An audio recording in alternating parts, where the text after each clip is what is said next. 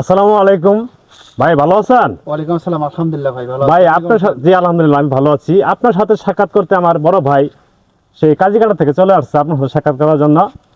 তো সে কি বলে একটু শুনেন, ঠিক আছে?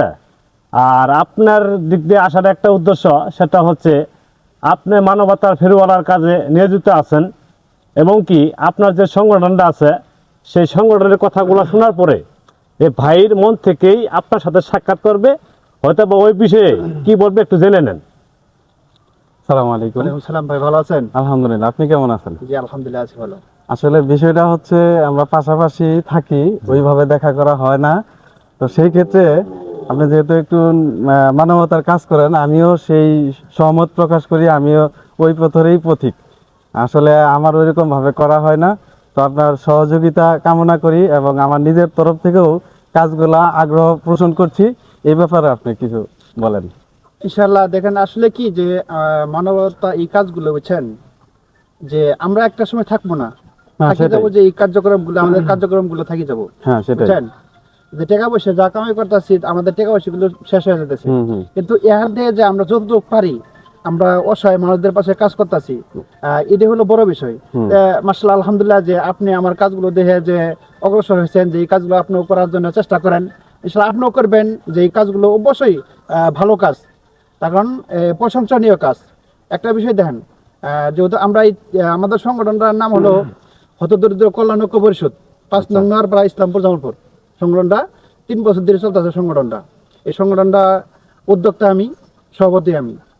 এই সংগঠনের পরিচালনা করে আমার ভাতিজা একজন আমিনুর, আর আমিনুর হলো কেশিয়ার, আর সিনিয়র সভাপতি হলো আসান হাবিব।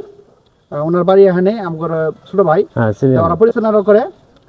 তো এই কাজগুলো যদি সবাই দেখেছে, আমরা যে জায়গা থেকে করতেছি, এদের আপনার কাজে কাটা আছেন, আপনার জায়গা থেকে যদি আপনি এই যে সিস্টেমটা তৈরি করতে পারেন, তাহলে আপনার আশেপাশে যারা দরিদ্র লোক, আপনাদের দ্বারা একটু সহযোগিতা পাবো। সেটাই আর কি।